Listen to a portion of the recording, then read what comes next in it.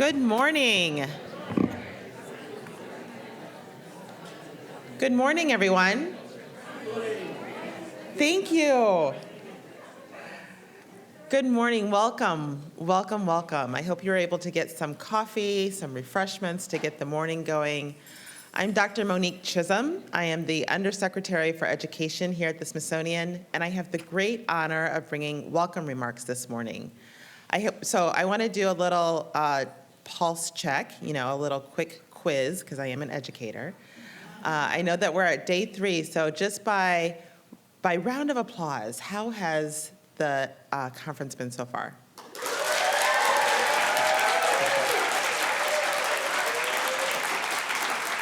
That is pretty good. That's excellent. That's excellent. Now, all of us know in planning these events that it takes a lot of people coming together to help pull off these types of events. So I do want to just give a little bit of space and time, if you'll oblige me, to say thank you to a couple of people right off the bat. And so I first want to start off with Philippa Rappaport.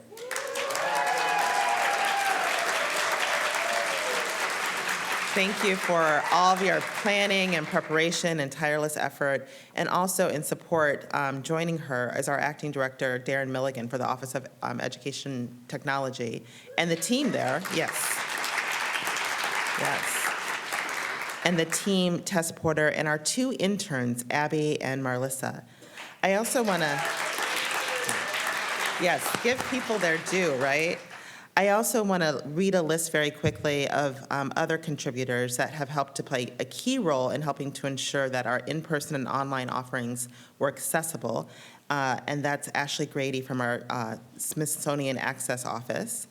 And then also other offices include Betty Belanis, Jim Deutsch, Marjorie Hunt, Aaron Younger, all from the Folklife and Cultural Heritage Center, Jamie Kopp, Meg DeTora, Vince Rossi from our digitization office. I haven't had all of my coffee this morning. Also, Kelly Eileen Navies from our African American History and Culture Museum, Melissa Perez from our American Latino Museum, Beth Evans from the National Portrait Gallery, Lizzie Peabody, James Morrison from Side Door, Carol Wilson from Smithsonian American Art Museum, and also Ashley Kurin from the Smithsonian American Women's History Museum. Let's give them all a round of applause.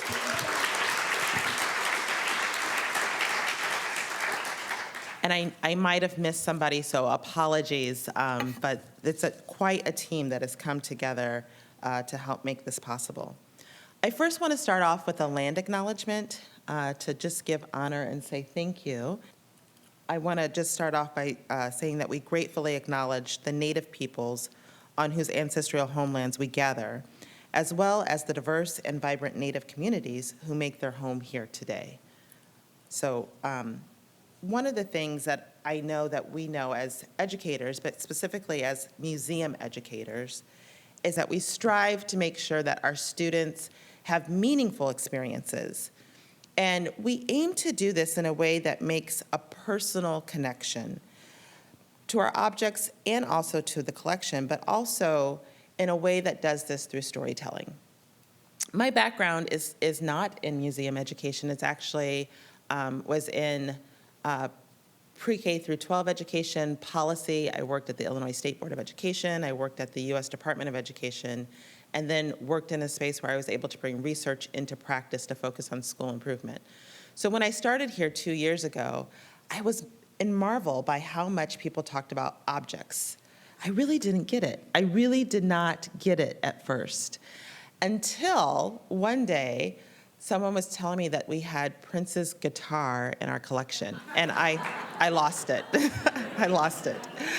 I then immediately understood the power of an object to help tell a story. And I think that it moved me so profoundly. One afternoon, we were doing a tour with all of our national teachers of the year from across the nation, from each state. And we were going through the cultural gallery at the African American History and Culture Museum. And there's this beautiful quilt of Harriet Tubman that hangs in the gallery. And then right across the way, I turned around and I saw a portrait of Breonna Taylor. And I literally had an emotional experience that I still feel in this moment to this day, because when I looked at the two portraits, they were in conversation with each other, Harriet Tubman in conversation with Breonna Taylor. And then as I went up to Breonna's portrait, I literally saw myself in this woman and just was overcome with a wave of emotions. And that's the power of storytelling. You can connect a past from Harriet Tubman to something contemporary like Breonna Taylor and talk about, in this case, the legacy of racism and how that has played out in our society. One of the things that we also focus on doing is listening and pausing to really have time and space for people to share that experience, to share that reaction, to share that connection without interpretation, without analysis, without justification, but just giving space, time, and energy for the listening process. So we aim to engage our students in content in a way that helps them understand and forge their way in the world so that they know that their stories also matter.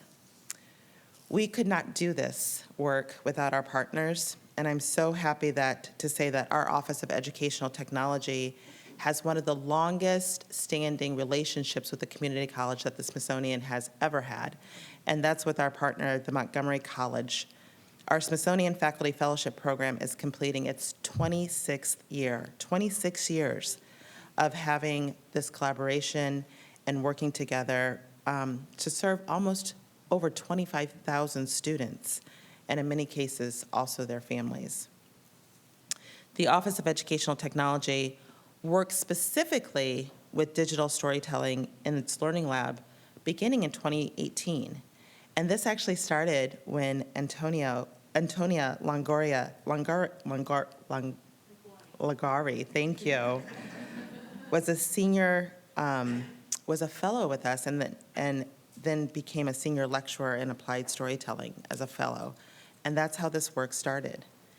Since then, we have been working collaboratively to grow and expand and focusing on dedicating our storytelling with knowledge and diverse groups and practitioners, including a variety of roles. So targeting educators, but also focusing on marketers and health and human service workers, looking at business professionals and how they can use storytelling in their practice, including artists and community activists, and also really focusing in on museum specialists and many, many more, because we know that the power of this work transcends our museum and cultural spaces.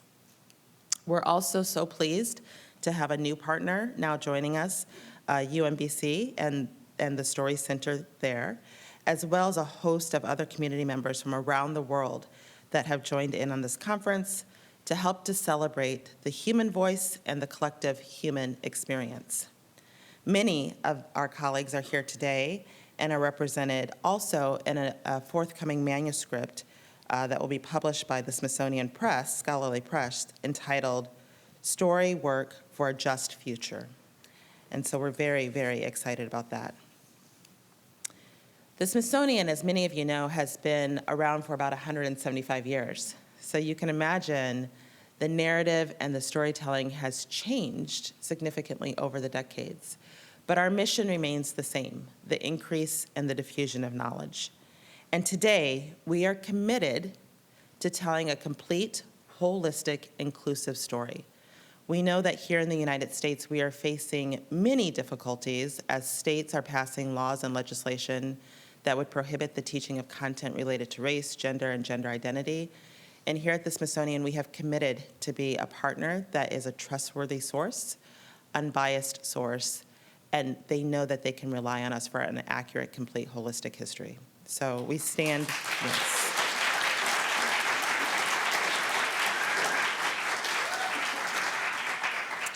We stand with educators across the nation in doing this important work. There's also another gentleman who has been on the front lines of this work for decades. And I have the honor to introduce Dr. Richard Kurin for our keynote address this morning. For those of you who know him, he really needs no introduction. But I, knowing Richard for at least 2 years now, still did not know all of the amazing things that he has contributed in this space, so I want to take some time to do a proper introduction. Dr. Kurin is the Smithsonian Distinguished Scholar and Ambassador at Large. Previously, he served as Undersecretary for nearly a decade, overseeing all of the Smithsonian's national museums, scientific research institutes, and cultural education centers. That's no small feat. We're a big institution. For decades, he directed the Center for Folklife and Cultural Heritage with its acclaimed Smithsonian Folklife Festival and Smithsonian Folkways recordings. He also serves as a U.S. National Commissioner for UNESCO. He drafted the International Treaty to Safeguard Cultural Heritage, which is now ratified in 180 nations. He's led cultural recovery efforts in Haiti, Iraq, and the Ukraine. We recently just signed an MOU with the Ukraine that will help us provide our Smithsonian Science Education curriculum to students and teachers across the Ukraine. He's also the founding member of the U.S. Cultural Heritage Coordinating Committee. He's joined with the U.S. Army to reconstitute monuments, men, and women, and he co-chairs with FEMA the Heritage Emergency National Task Force. He also serves on the Federal Interagency Panel for World Heritage. I don't know where you have all this time. I need to learn how to put more time into my day. He earned his PhD in anthropology from the University of Chicago, and Dr. Kurin also taught at Johns Hopkins University and has written a series of books and hosted courses in many different capacities. He's also contributed to Smithsonian Channel series documentaries and productions that have earned Grammys, Emmys, and Academy Awards. So with great honor and pleasure, I introduce Dr. Richard Kurin, who will talk to us about recovering the cultural narrative.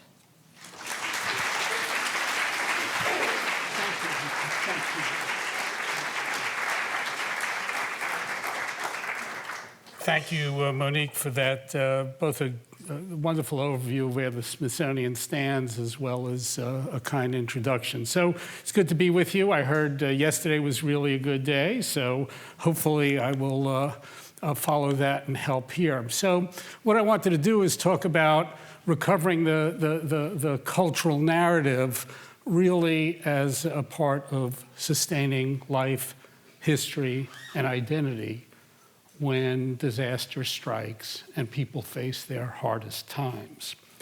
So we started getting into, at the Smithsonian started getting into this with the Haitian earthquake in 2010. Over 200,000 people died. Haiti's infrastructure was wrecked. Millions of people were homeless and injured.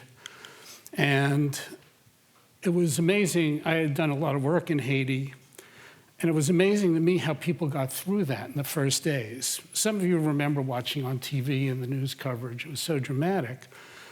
And it was about 2 or 3 days before the US Navy can get in, before food could be supplied, before survivors could be located and extracted from the rubble. And people were afraid to go into their homes because homes were collapsing. So you had in Port-au-Prince literally about 3 million people on the streets. How did they survive? No food, no water, no shelter, no real medical care. They prayed. They sang hymns. They relied on their culture to give them strength. Haiti has faced a lot of challenges over the years. First country to basically abolish slavery, and the second country to achieve independence in the Americas, and then shunned by the world. And so we often heard on TV, and Haitians would talk about this themselves, that sense of their culture gave them a sense of identity, of history, and resilience to face challenge. Never doubt the power of culture when you need it the most. And so many of the Haitian landmarks that symbolize that culture also faced terrible destruction. This is Notre Dame in Port-au-Prince, the Central National Church before the earthquake. That's after. It's like a bomb was bombed. This is the Episcopal Church with 14 murals, more than life-size murals, depicting Haitians' Afro-Caribbean traditions and setting them in biblical terms. And that's what it was before, and that's what it looked like after. Only parts of 3 survived. The largest art museum in Haiti, the Nader Museum, over 20,000 paintings depicting Haitian life, history, culture. That's what it looked like after. That's George Nader picking up the pieces of his museum. After pulling out survivors, dealing with those who had died, Haitians themselves, cultural people like us, went into the rubble because they said this stuff is important to us. And we need to pull those touchstones of our culture, of our history, of identity out of the rubble. And I early on talked to several Haitians that we had worked with. Haiti had been at the Folklife Festival in 2004. It was the 200th anniversary of the defeat of Napoleon, the abolishment of slavery and freedom. We did a big program on the mall, and you had some key Haitian cultural figures. Patrick de la Tour at the top there had been a fellow at the Smithsonian. He was now Minister of the Recovery. Olson in the bottom had worked for the Smithsonian, been a coordinator. He was then the cultural minister of Haiti, the former First Lady of Haiti. Other people had worked on that program, and so we started talking. We said, what could we do? What could the Smithsonian do in helping at this point of need? Because you think, your culture is important to you. And Patrick always reminded me, he'd been a fellow in American history, said, well, look what you did with the Star-Spangled Banner. You took that, you repaired that, you put that on exhibit, 5 million people a year look at that, and that's meaningful to you. And we need to recover our cultural narrative. We need to recover our history that's now in the rubble and help lift the spirits of our people. The Monuments Men book by Robert Edsel had just been published, and Patrick gave me a copy. He said, you need to do what they did during World War II and help recover these treasures that represent our history, culture, and identity. Well, I was very lucky because a monument woman who'd served in Iraq and helped recover the Iraqi Museum, Corey Wegner, called a meeting in Washington. She was up at Minneapolis, and she said, we got to do something here. What can we do? And I met Corey. I knew about her work, and we said, let's figure out what we're going to do in Haiti. So we went down to Haiti. We started working with our cultural colleagues in Haiti to figure out what we're going to do. We put together a Haiti Cultural Recovery Project. We hired a staff, got some early money that was complicated to get. Stephanie Hornbeck, who was the conservator from African Art, called me up. She had just retired a week before the earthquake. She said, Richard, I hear you're doing something in Haiti. I worked in Haiti. I love the art. I speak some Creole, Haitian Creole. Can I help? I said, Stephanie, do I got a deal for you? She worked in Haiti for 2 years on this project. We ended up deploying over 160 people to Haiti. People from all across the Smithsonian, from museums across the United States, and even internationally. And people went down to recover those documents that defined Haitian history, to recover those artifacts that define their culture and identity. And from the very beginning, training, working with our Haitian counterparts, with students, with others, so that Haitian culture would ultimately be in the hands of Haitians was very important to us. And this was my partner, one of my partners in this, Jeanette Cole, who was the head of the African Art Museum at the time, had been president at Spelman College, said, Richard, this is what we got to do. This is not a matter of just helping parachuting in. This is a matter of really working collaboratively with Haitians on the recovery of their culture in light of this disaster. So literally, people were putting stuff back together again. How conservators do this, I have no idea. It's magic to me. That was from the palace, the presidential palace, before and after. So again, training, working on it. This was the Center of Art the prime art school and center of art in Haiti. You can see the condition of the building, thousands and thousands of works in the rubble and on the rubble. We worked with UN troops. They were Japanese troops. Our folks are in yellow hats, the UN troops in blue hats. Literally at this site, we dug out over 900 sculptures. And again, working with people from the Centre d'Art, the artists, the gallerists, the art students, people who are involved in the community to make sure we documented everything, we processed, we had an assembly line for treating materials, for cataloging materials, for restoring materials, and you know, some in cases it had to do with native religion, like voodoo and various spirits that were really important to people in their recovery. And then creating storage, again, cataloging and saving these objects that is, as Monique says, is just not objects in an inventory. They're meaningful. And they encapsulate experience, and they give that flow of emotion that makes them important to people. This was the National Archives after the earthquake. Then working with the project and progress to get that in order and orderly.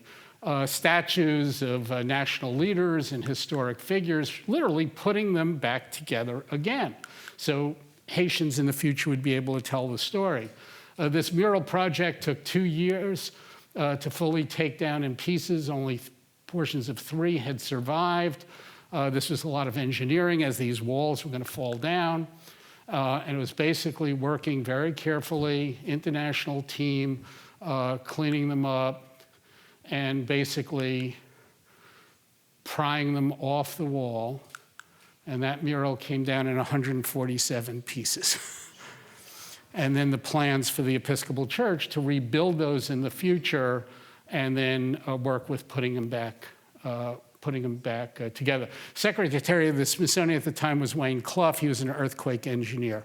He totally got it. Totally got it. And at the same time, we found from the very beginning, that very first trip that Corey and I took, and Diane and Jai from Folklife was on that trip, was that we visited George Nader and what remained of his, well, he had another gallery in space, and we saw that Haitians in the midst of the earthquake and its aftermath were painting the earthquake. That is, art became a way of telling the story of what people had been through, what people feared, what people were going through. So if you look at this painting, so this over here, this is Port-au-Prince. It's in 3 panels. And this was a tree going up. And you have people climbing the tree, and people climbing the tree over dead bodies.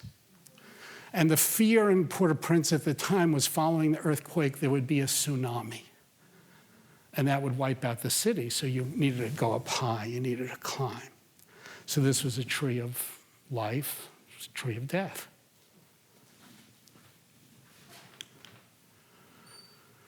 You had pictures like this depicting the need in the country for food, for help, for water. You had people doing cut metal, oil drum sculpture. This one was a popular motif at the time, Noah's Ark, right? Saving, regeneration after tragedy. So right away, we said, one of the things we need to do, and it was Steve Meller over at the African Art Museum, how about if we get supplies and sponsor a drive among museums to send paints? Like, that is, if people are painting the earthquake, they need paint, they need canvas, they need brushes, they need materials. And so we started running a drive very early on, in weeks after the earthquake, to get items down to Haiti so artists indeed could process what they were doing. But they weren't the only ones, and they would end up painting these kind of things. There you see Notre Dame, the church, and people fleeing it, the waters of Haiti very bloody. And they weren't the only people painting it. Philippe Dudard, the head of the art school in Port-au-Prince, came up with a great idea because all the schools had collapsed. He couldn't go in them. There was great fear. He ended up getting buses from the Dominican Republic to hold schools, to hold classes. So kids went to school in buses, and art became a very important way of storytelling, of kids processing their experience, just like adult artists. And Ms. Obama, Jill Biden went down. They painted, there's in the middle is First Lady Elizabeth Preval, and they painted with the kids. And those paintings became a way, again, almost of a therapeutic way of telling their story, of expressing what had happened to them so they could process the emotions connected to that experience. Well, Mrs. Preval, Elizabeth, said, these paintings themselves tell a story of our country and what people are going through. So she ended up calling me and Janetta. She said, you got to do an exhibit at the Smithsonian to tell a story. So, because they were great paintings. Again, you see that tree of life motif that was very common. And so we ended up doing an exhibit down in the Ripley Gallery, the Healing Power of Art. Mrs. Preval, First Lady of Haiti, ended up being a docent, guiding people through. We had the kids' paintings on exhibit, and we had kids from the DC DMV area come. And they, by looking at the stories told in those paintings, ended up, providing their own responses, their own paintings. So, I mean, what do you do when somebody's a second grader says, I'm so sorry your people are died? They're understanding what people went through. It's a tremendous act of empathy. But I love this one, and it's hard to read here, but it says, do not worry, help is coming. I mean, for a second grader to write something like that is wonderful. Reaching out to people who they don't know, a few thousand miles away. The other thing that happened is, because of the work we were doing, a number of Haitians who were employed by the project, working on the project, got really interested in conservation, restoration, and so on. We started a program with Yale University, a fellowship program. They'd come to the Smithsonian, they'd come to Yale. And at Yale, the thing is, I said, okay, so you have these Haitian folks who are going to come up to Yale, and you're going to do art, conservation and restoration. And what are they going to work on? And, Yale has a Center of British Art. So I imagine, these Haitian, folks would end up working on a bunch of British guys with wigs. And what one of our colleagues at Yale said, no, I discovered these Haitian paintings in our collection. And they're paintings of Haiti's rulers from the 19th century. Nobody knew about these paintings. And they're going to work on that. I said, where did you get these paintings? I said, well, we looked on the back. They actually came from the Smithsonian. They were deaccessioned in the 1960s. And it was thought that maybe Frederick Douglass had used these paintings at the Chicago World's Fair in 1993. That turned out not to be true, but they were at another exposition at that time. But the whole idea is that this cultural recovery, finding the story of Haitian history, never ended. It still hasn't ended. It keeps going on as new discoveries are made and opened up. So these are slides of those leaders. So we ended up getting money. If you remember, some people might have been around. Night at the Night at the Museum, Battle of the Smithsonian. Was that the great cinematographic feat? But Ben Stiller, who starred in that, had done work in Haiti, understood what we were doing there, ended up donating money, and we ended up building a cultural conservation center at KU University in Port-au-Prince, so people can carry on, and work is still being done through that. So these things have consequences. Well, while Haiti was, we were still in the process of Haiti, I got a call from Samuel Sidibe, the head of the National Museum of Mali. He said, Richard, I heard you helped Haiti. We have people burning manuscripts in Timbuktu. Can you help? And in Timbuktu, some people have, it's the end of the world, but it was really a crossroads of culture. And people have kept manuscripts in different languages really documenting what was happening in the world at that time, what was happening in West Africa.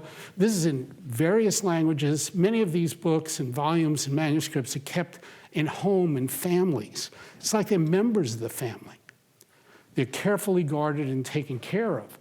And so these were the objects of Ansar al-Din in terms of attempt to destroy them, although many people, both nationally and internationally, had made an effort to preserve and conserve and make sure that these writings and these manuscripts were available to both people in the region as well as elsewhere. And so we ended up doing workshops from the Smithsonian, Mario Jo Arnoldi, Diane Njai, other people went. We worked with West African museums, Malian museums, and so on to try to assure security. And then Superstorm Sandy hit New York. And all of a sudden we're getting calls from our New York colleagues, can you help? We have places flooded, and because the Smithsonian has 2 museums in New York, we said, sure, of course, we'll send supplies. And all of a sudden we were in the business. Because somebody had to do it. And I think, we're often in the museum world concentrating on, Monique said it very well, you have all these collections, you have all this stuff. Stuff is the technical term, by the way, for museums. And, like those objects are important, but the objects in the real world and people's lives are important too. And so what's our duty to them? And what they mean to those people. So we started getting involved. We got involved with the Heritage Emergency National Task Force, with FEMA.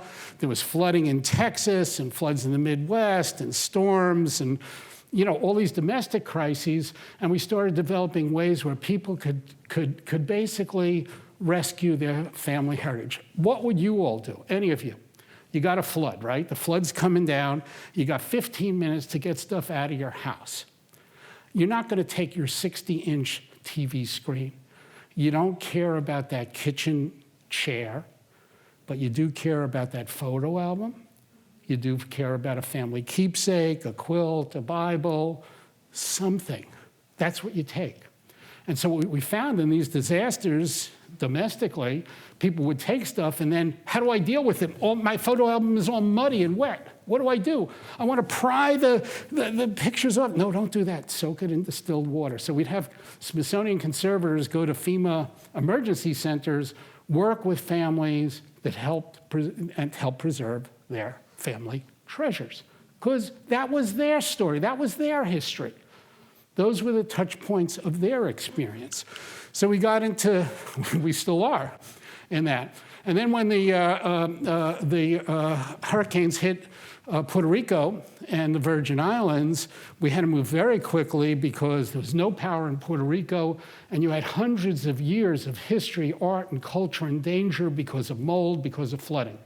And one of our affiliate museums, MAPRA, the Museum of Art in Santurce in San Juan, became a repository for other places, even churches, to bring their stuff. The problem was they had a generator, they had emergency air conditioning, but no fuel. It was the last few days of the fiscal year. Anybody in Washington knows you can't get a cup of coffee then. But we raised about $120,000 very quickly. We had found one bank in Port-au-Prince, in San Juan, that was open. We got them the cash. The guy that ran the parking lot for the Puerto Rican Museum knew somebody who could get diesel fuel. We filled up the tanks. We put on the air conditioning and saved all those paintings, those archives, those materials that otherwise would have been lost. And then,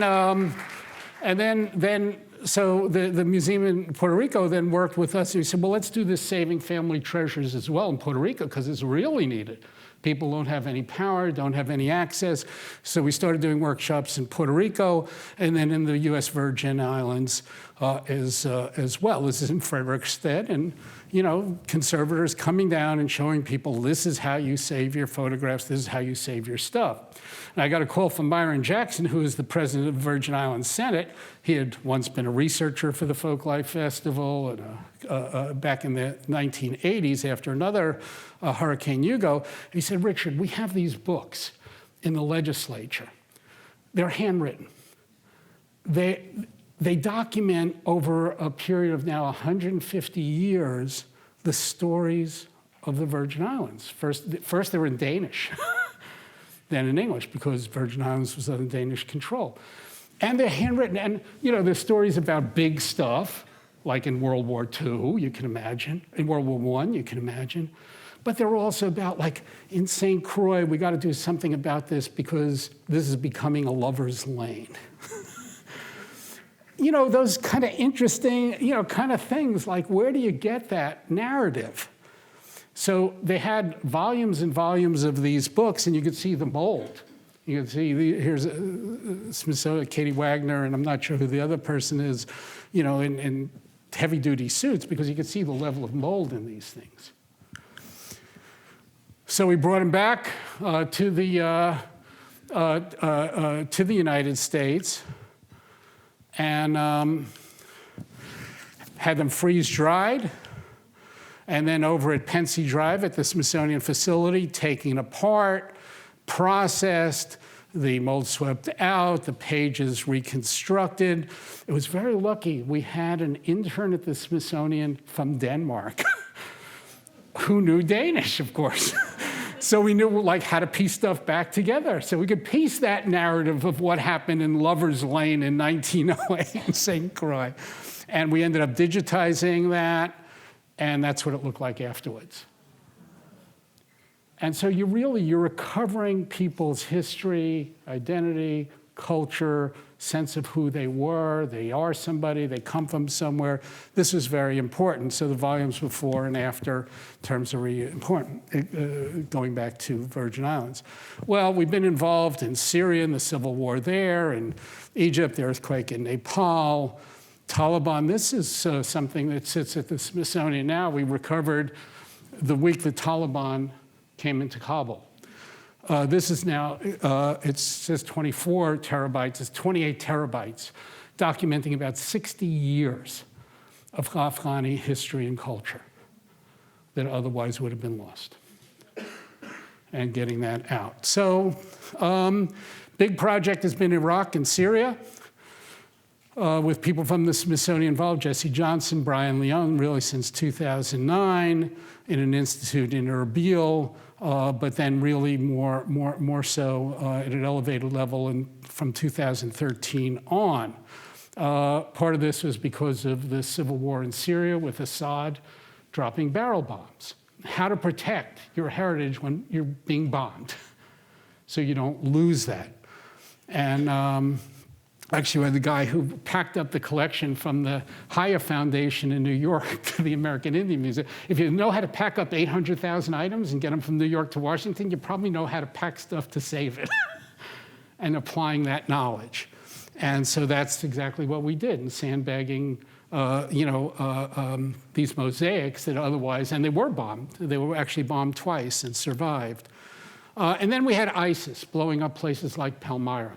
Talk about disappearing history. Talk about we're in the preservation business, here are folks in the destruction business. You had at Nimrud, which was the largest city, capital of Assyria, 800 BC, being forcibly destroyed. And remember these pictures from the Mosul Museum of people taking sledgehammers to statues. So we started developing at the Smithsonian, and with partners, the American Academy for Arts and Science, the American Association for the Advancement of Science, University of Penn, and others, the kind of capability to understand what was going on. What happens when people are trying to basically destroy your story, erase your history? Erase your identity, who you are. So we started developing satellite capabilities. This here is that yellow area, can't, it's too fuzzy, obviously. And this is Mosul, and this is pointing at the tomb of Nebi Yunus, Jonah. Remember the guy with the whale? So here's the tomb of Jonah in Mosul. And that was July 19th. July 30th, we find that tomb is blown up. But that's not enough. What we see by early August, these are trucks. What are they doing? They're carrying the rubble from the site away, so it could never be reconstructed. Okay? Was it the Joni Mitchell song, Pave It Over with a Parking Lot? Literally, that's what they did.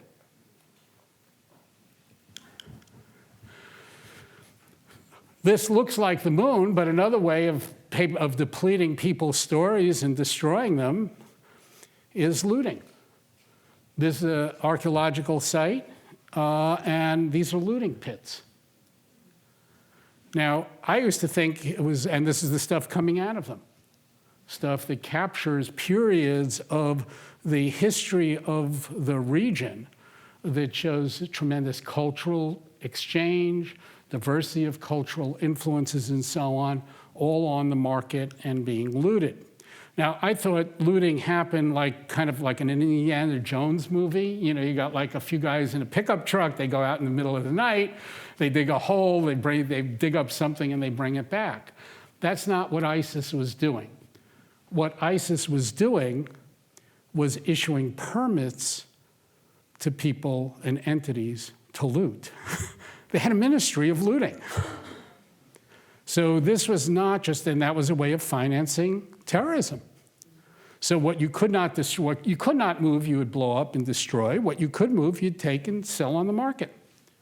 And so that's what we saw. So these were confiscated and taken from ISIS.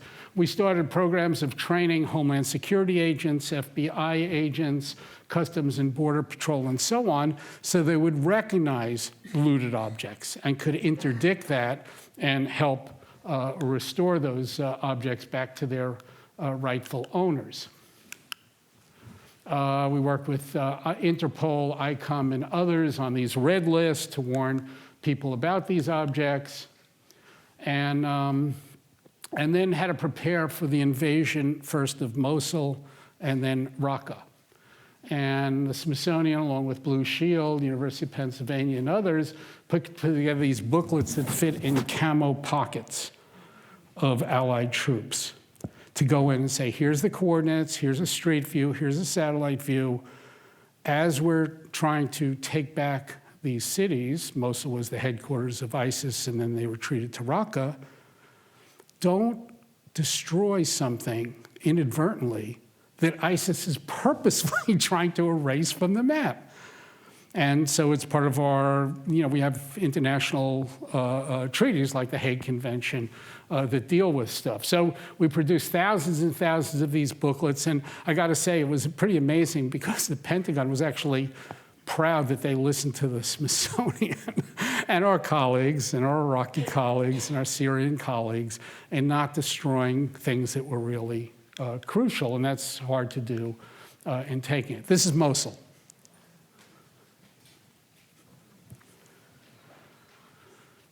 So this was the last stand of ISIS in Iraq.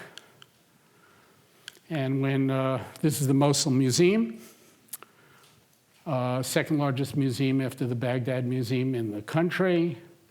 It held priceless and, these like 2,800-year-old sculptures like these Lamassu guardian figures. And this is what it looked like when Allied troops went in. ISIS had blown up some of those big figures, those big sculptures. They'd blown up a throne that was sitting on the floor. That created that 18-foot hole in a museum. Just imagine you work in this museum, you're dedicated, you're an educator, you're a curator, you're dedicated to basically elucidating Iraq's and the region's history to students, to tourists, to others. This is what your museum looks like. So when I first saw this picture of the museum before my first trip to Mosul after the retaking, the museum director, Abdul Ghazi, showed me this picture. And I first looked at it and I thought, I'm a New Yorker. So I thought, what is that, like slush, like New York snow? You know, it looks like slush. I said, Richard, that's what 25,000 manuscripts that are burnt look like. Irreplaceable treasures that tell the history of one of the cradles of Western civilization. And so we went in, Jesse, Corey, Brian, others in the team. We had to prop up that floor so the museum wouldn't fall, working with the museum colleagues who had been part of our training over the years, and trying to, again, recover and put together the museum and the collection, building a new conservation center, literally labeling every piece of rubble. That's what it looked like 3 weeks ago when I was in Mosul. Daniel Imblad, a conservator from the Louvre, is brilliant. He's been working over the past few years with our Iraqi colleagues, literally putting the pieces back together.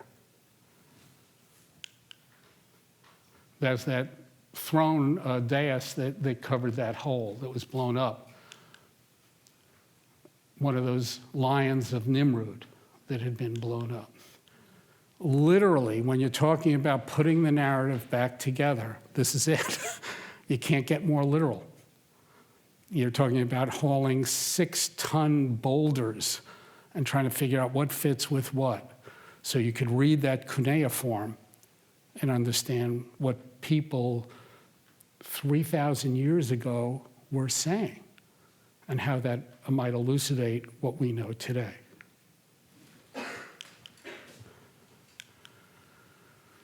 So, museum director, we did an exhibit talking about the history of the museum, the reconstruction efforts, and we announced the rehabilitation of the museum. It's the Smithsonian, the Louvre, the World Monuments Fund.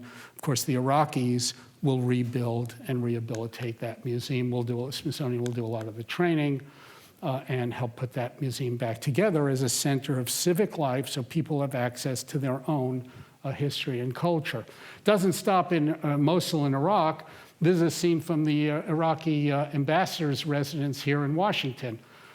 These are Smithsonian people, Catherine Hansen, Jesse Johnson, again, packing up 16,000 items. This came from the Hobby Lobby in the Bible Museum, confiscated by Homeland Security and Department of Justice to return to Iraq. Including in that was this tablet, the story of Gilgamesh. That's the story of Noah, of the flood, of the Bible. So as we've been doing this, we've gotten involved very much in training over the years, trying to work with cultural first responders, Army people, fire people, police, civil authorities, and of course, cultural curators and others to train. And we've now trained many, many people, scores and scores of people, so that they can respond to disasters in their country and their region.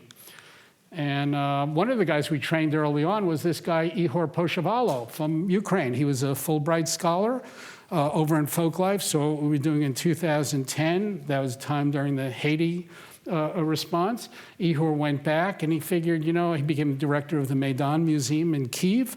And he figured, this is something we might need one day.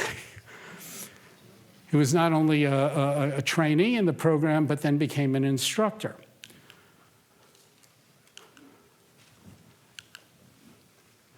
And also in the course of training, there was a movie, The Monuments Men. Remember that? Some people might have saw that with George Clooney and others. Well, I love them. Talk about stories and their influence.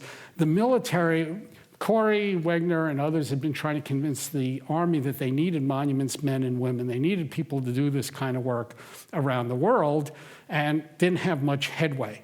And then that movie came out. And all of a sudden, everybody in the military wanted to be George Clooney. And so, who was it? Matt Damon and the rest of them. So they ended up agreeing to start the Monuments Men and Women, which we started doing, training at the Smithsonian and with the Smithsonian and other colleagues.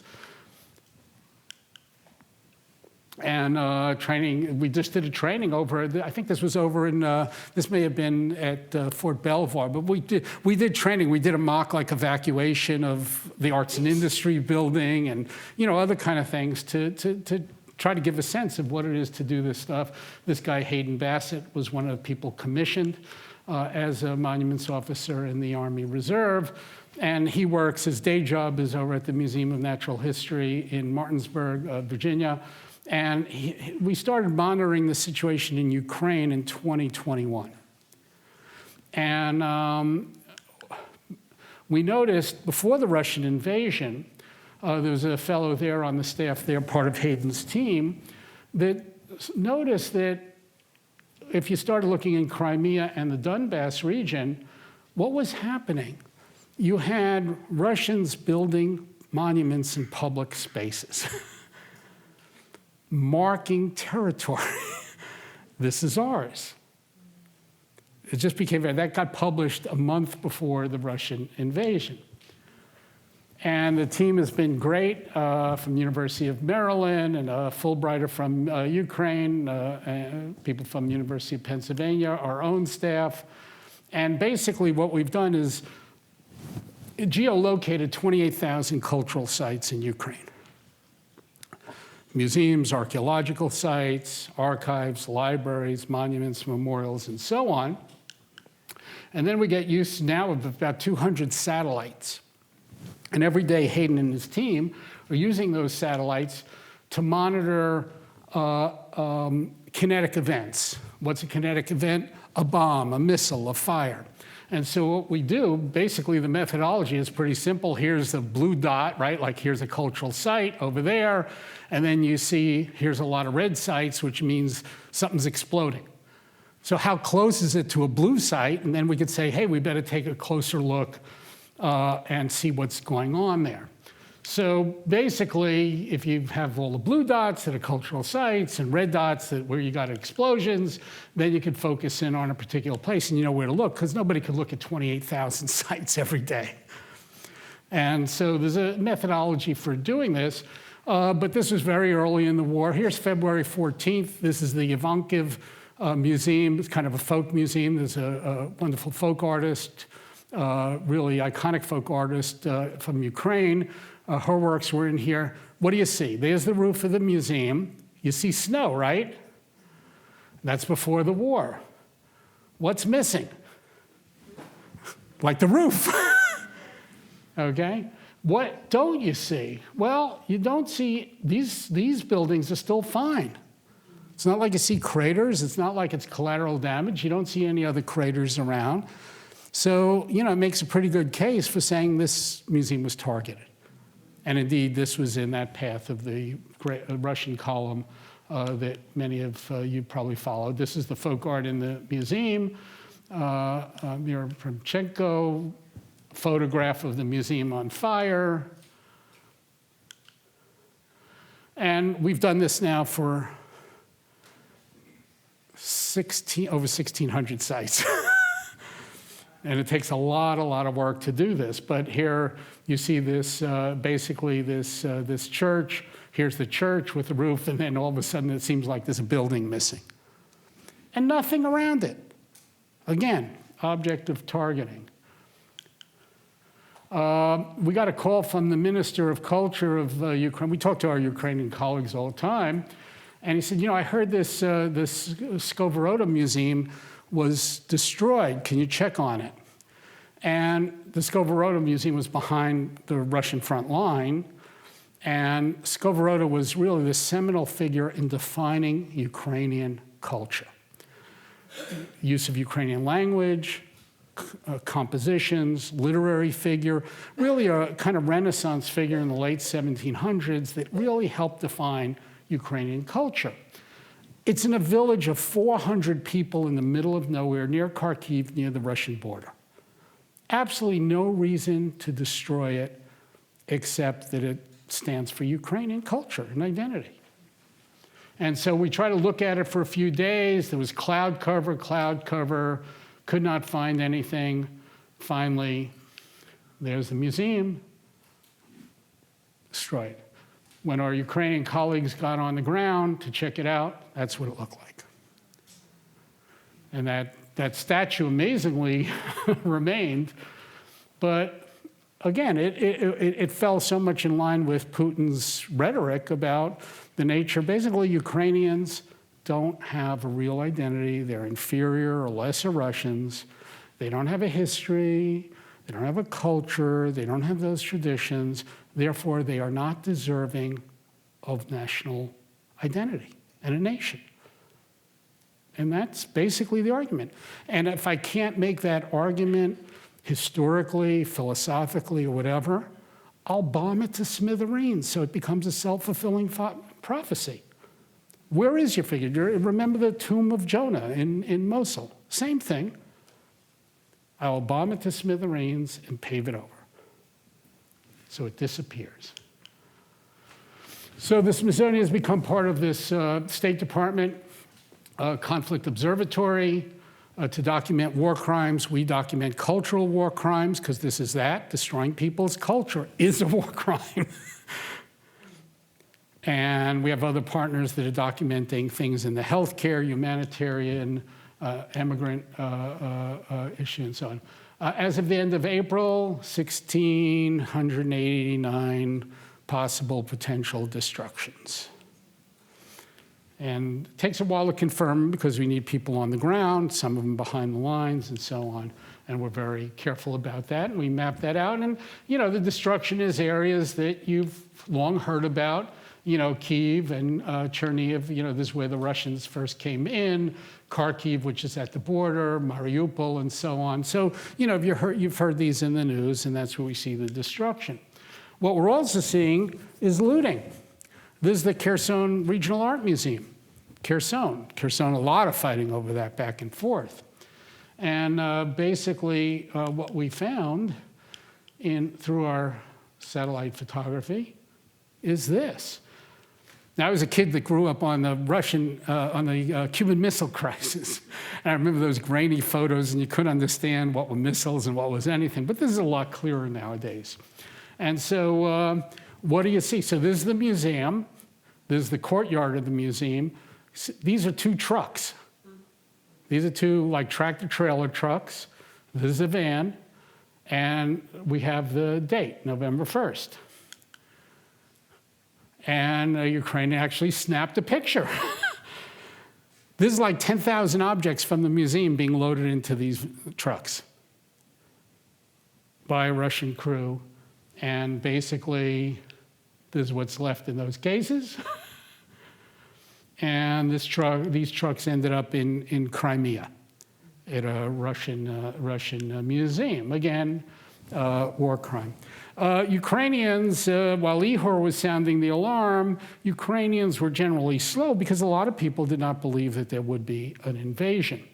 And when it became clear that there was going to be an invasion and it wasn't happening, people really rallied very quickly to try to protect their treasures, just as we might in Washington if we were invaded. And so this is the sandbagging in Odessa. This is a French count who became a kind of regional hero.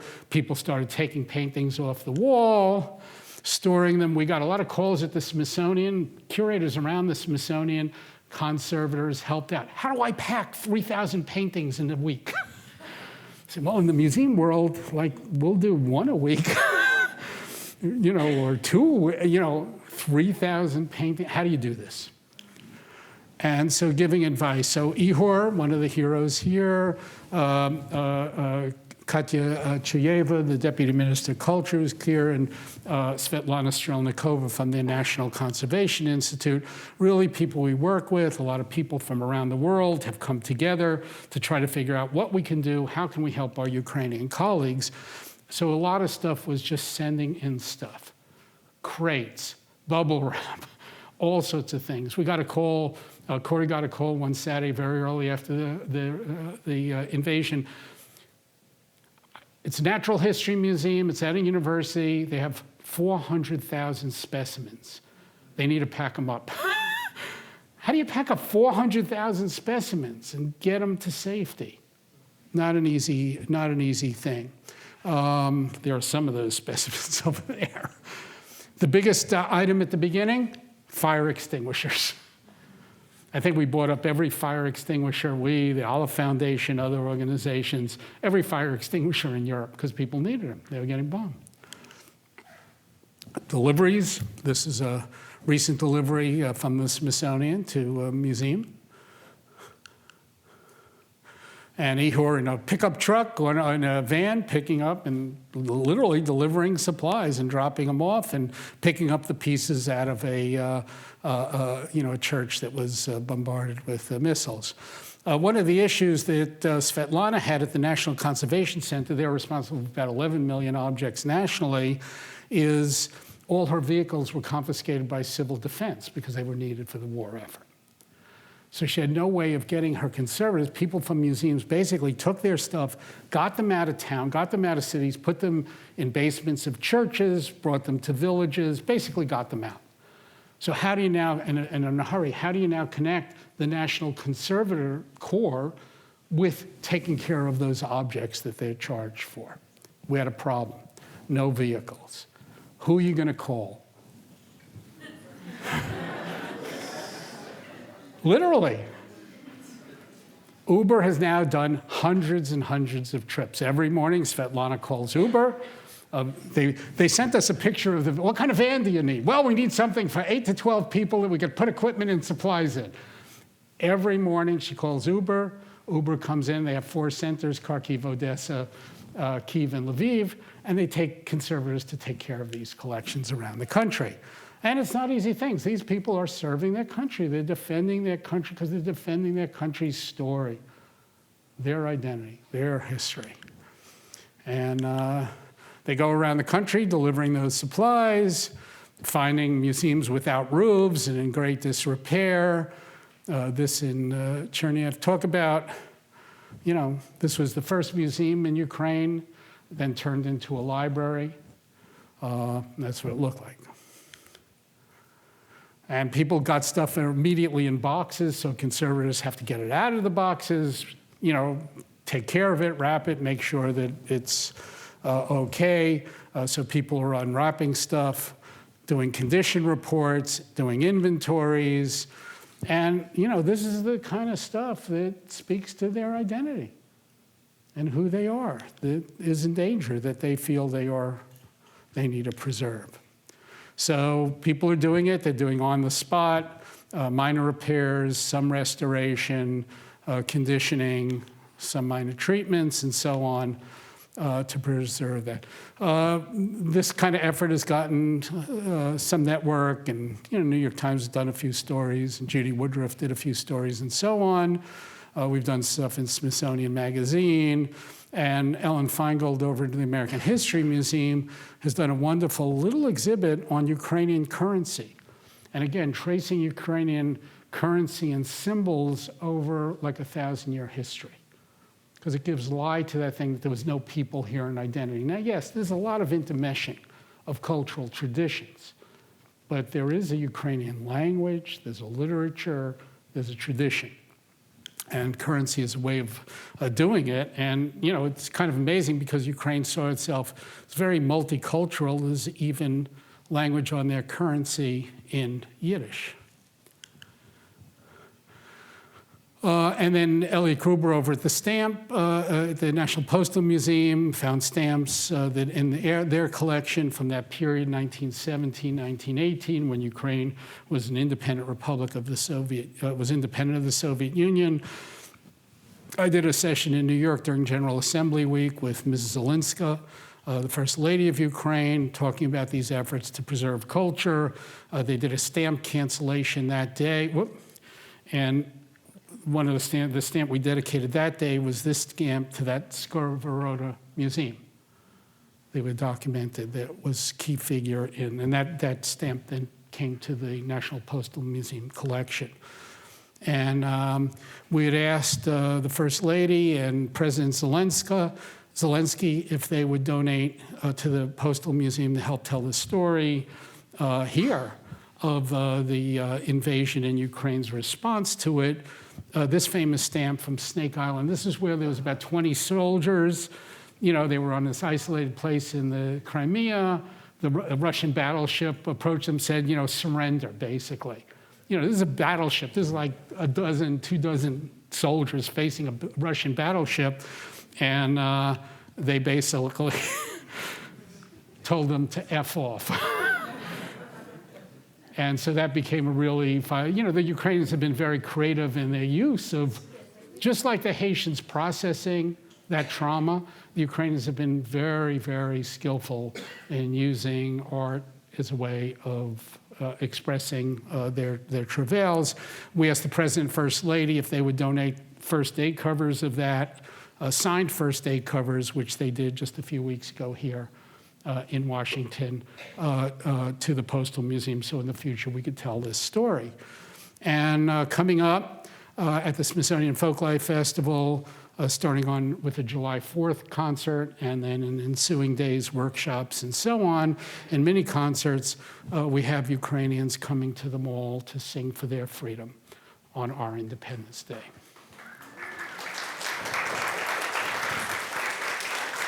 You're all invited, it's free, and I think it'll be very, very moving and very poignant. So that's basically what we've done. We've had a lot of partners and a lot of help in kind of doing this, because it really takes a lot to make some of these efforts that you've seen happen. So thank you, and maybe we have some time for some questions.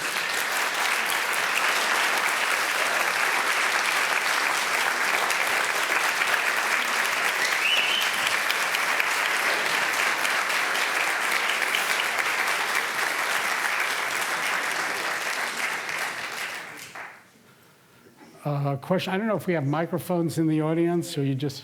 Yeah. We have microphones on the side. Oh, okay.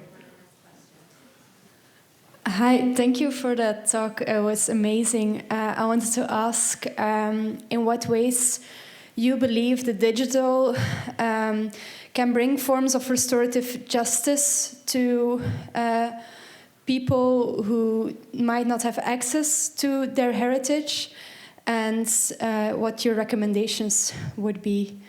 Yeah, that's a big question, and I'm not sure. I think there's people that better able to answer that. I know with our colleagues in Ukraine are very sophisticated. I mean, first of all, we're saving everything digitally and making it available to our colleagues. And as you can see, I mean, the satellite imagery and everything, is very sophisticated in terms of digital technology and analysis and so on. So it has that kind of poignancy to it.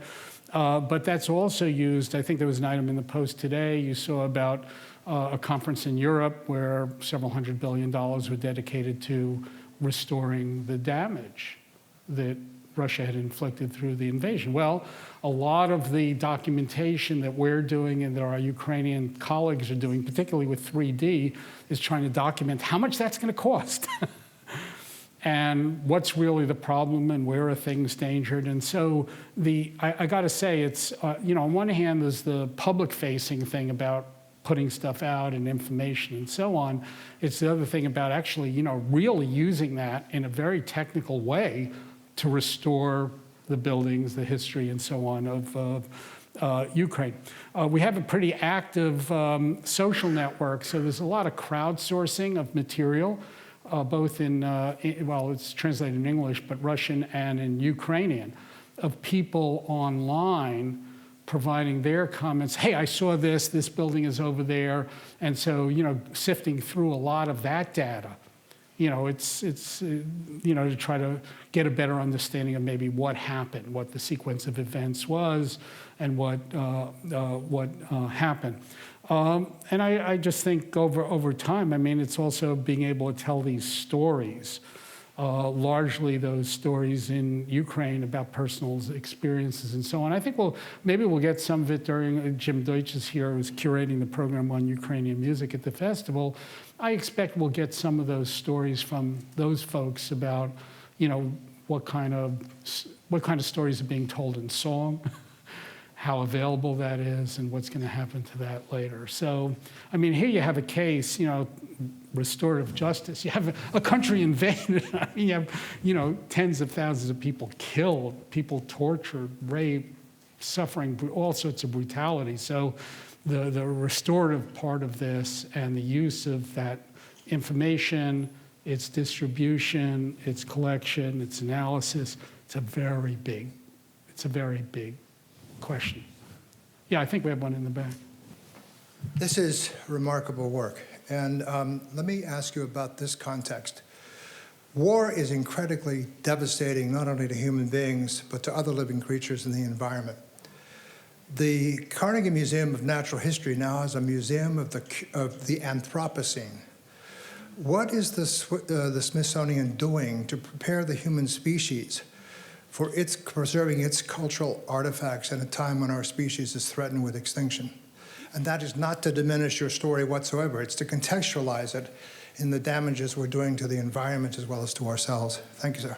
Yeah, no, it's a good and legitimate question because, climate change is obviously a disaster. It may unfold in some cases more slowly or more under the surface than, your place getting bombed. We just did a report on the flooding in Ukraine, for example, with the destruction of that dam and the flooding of that, the consequence. I mean, both in terms of people being able to eat, crops, its impact on cultural heritage and Smithsonian, and so on. The Smithsonian has had a long-running project, very interdisciplinary at the Smithsonian with scientists from many different units working on the Anthropocene. We did a book that was published, I think about 2 years ago now, on the Anthropocene. I think we recognize that. We have a project at the Smithsonian, kind of life, sustaining life, life on the planet, not an easy thing to do. Again, a very, very big topic. I think the Smithsonian is part of many, many efforts that go everything from satellite monitoring of ecosystems and environments to understanding the effects of stuff over long periods of time in different regions of the world. And I think we're, certainly aware of its cultural impacts. One of the big violators, actually, of, with regard to climate change in museums, it takes a lot of energy to heat and cool and keep humidity levels in the museum. So I think there's, and we're conscious of that. I mean, there's a lot of discussion among conservators and others about even museum standards. So again, very big topic, a lot to do. There are people in the Smithsonian working on it. I don't think we're anywhere near solving that issue. And it's going to exacerbate more of the stuff we have to deal with here in terms of natural disasters, because with climate change, you're getting more extreme weather events that are going to flood cultural sites. They can affect migration of people and therefore affect intangible cultural heritage. If people can't fish with a traditional fish because that lake is drying up, they got to move. They move to a city, it creates more need for housing, more infrastructure, and so on. So there's a lot of problems. I won't pretend that the Smithsonian has its arms around all of it or is anywhere close to solving that. Yeah. Okay. Can I ask a question from over here? Okay. Oh, sorry, I didn't. That's okay. I'm just wondering I'm curious about the collaborations between the Smithsonian and agencies that restore the physical structures where these artifacts are kept, since the physical structures often serve a significant purpose for the culture as well. Yeah. Well, as I said in Mosul, I mean, it's the World Monuments Fund that's going to do the architectural and engineering work on that. So, it's a little far afield for the Smithsonian to do that. We have enough issues building our own museums and taking care of our own assets, but World Monuments Fund is very good at that, has a lot of experience in Iraq, and is working, from the outset when we were doing the kind of stabilization work at the museum, we engaged engineers, not only foreign engineers, but engineers at Mosul University, in studying that. So in that case, it's really a partnership. It has to be a partnership with the local partners have to be first. You need permits, you need permissions, you need local knowledge. You want to have local contractors do stuff. You want people to have jobs as a result of it. So it really is it's kind of partnership, and it's a matter of people figuring out where they belong in that. So like the Mosul Museum, it's the Smithsonian doing a lot of museum training because we know a lot about different museum jobs, from visitor services to education to conservation and and registrarial and so on. The Louvre is primarily concentrating on conservation of objects because they have a lot of familiarity working with collections from the region and know a lot more than we do about that. So, you try to, every partner pick up where's your comfort level, where's your expertise, where can you really make the contribution. And I think last question over here. Okay. Thank you very much for that remarkable presentation on that work. I was struck that what I was seeing was attempts to recover, to repair, to save, to rescue these artifacts of tangible cultural heritage. I suppose even when you're rescuing those works, when they're being packed up and saved, and what you're witnessing is a temporary, hopefully, disappearance of tangible cultural heritage. And I wonder, in those contexts where those artifacts are vanishing, what the importance is then of intangible cultural heritage. Is that an opportunity for that to fill that space? Well, a great case in point of that is, take a look at those Haitian paintings, and the paintings by kids. I mean, this was not, an effort we were doing a lot of stuff with tangible collections in terms of pulling stuff out of the rubble and taking down those murals and, those archives. But, you had a whole population that was trying to process this really tremendous national trauma. I mean, for a country of 9 million people to experience 200,000 people dead, it's huge. And so the intangible part of that was using that kind of expressive form that Haitians have, done for a long time, which is we'll paint it, and those paintings will tell a story. Same thing with the oil drum sculpture. Those sculptures tell a story. And so it was, using that, I think, to help people with their, to basically deal with that trauma through not so much material. I mean, the material culture becomes an expression of the intangible thoughts, ideas, themes, and so on. Just like writing a book becomes a way of putting stories into paper. But they're still told. In Iraq, that's been very, very powerful because Iraq occasioned, in Mosul, 1 million people fled, and so they're coming back. And the telling of their stories of survival over those years of brutality and ISIS, again, becomes a major, major thing to collect and understand for the future. So, and again, I think we'll see it in Ukraine. You have thousands and thousands of people going into, subways and shelters every day in Ukraine. They're talking.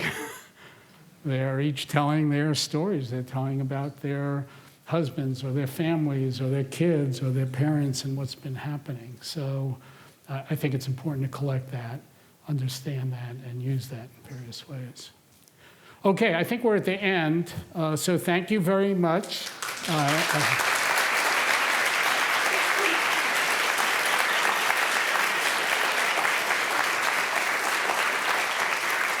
And you have a full day ahead of you, so I hope you enjoy it. Thank you. Thank you.